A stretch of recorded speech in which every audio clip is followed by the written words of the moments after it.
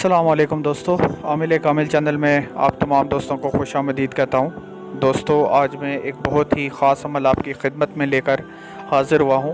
दोस्तों, अमल की तरफ चलने से पहले मैं आपको ये बता देता हूँ कि इस अमल में आपको क्या क्या मिलने वाला है। सबसे पहली चीज़ तो ये कि यह अमल करने के बाद एक मखलूक आएगी, ठीक है, जो आपको एक दूसरी दुनिया में लेके जाएगी।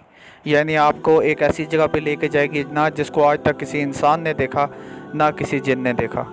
ठीक है, एक ऐसी जगह की आपको सैर करवाई जाएगी और उसके बाद आपको ऐसी ऐसी वो ताकतें अता करेगी, यानी कि ऐसा लिबास अता करेगी, यानी कि जिस लिबास के अंदर ऐसे ऐसे राज पोशीदा होंगे जिससे सिर्फ आप वाकिफ़ होंगे।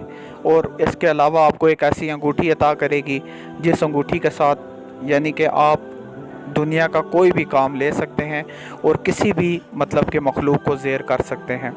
तो दोस्तों, ये अमल सूरह इखलास का अमल है और मेरी आप लोगों को नसीहत है कि अगर आप ये अमल करते हैं तो इसको बराह रास्त मेरी निगरानी में करें।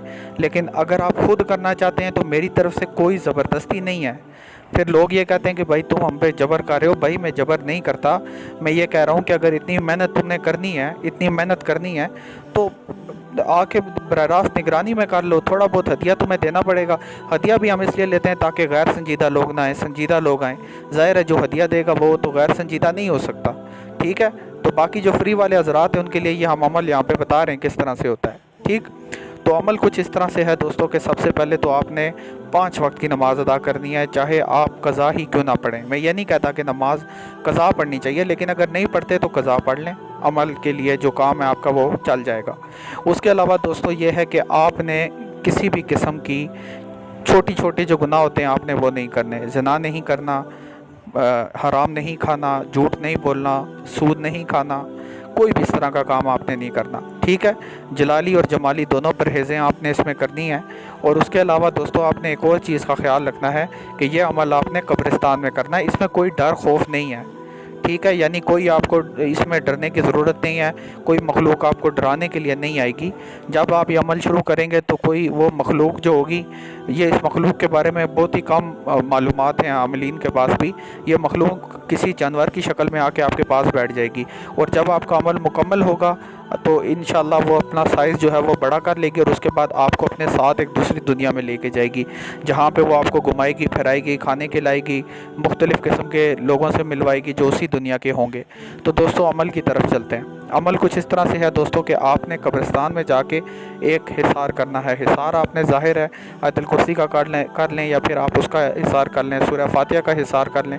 उसका तरीक़ाकार भी आप यूट्यूब पे देख सकते हैं, क्योंकि वो मैं अभी नहीं बता सकता।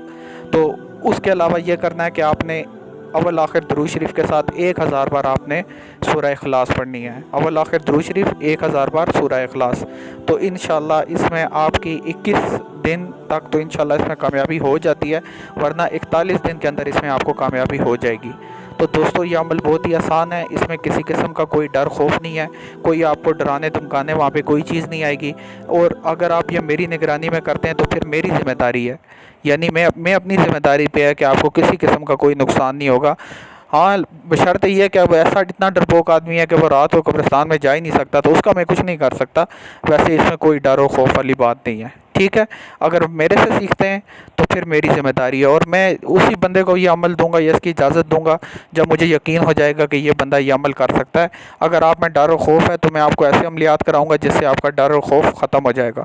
दोस्तों, तो ये अमल था जो मैं आपकी खिदमत में लेकर हाज़िर हुआ और आपसे अगली वीडियो में मुलाकात होगी। मुझे अपनी दुआओं में याद रखिएगा। अल्लाह हाफिज़।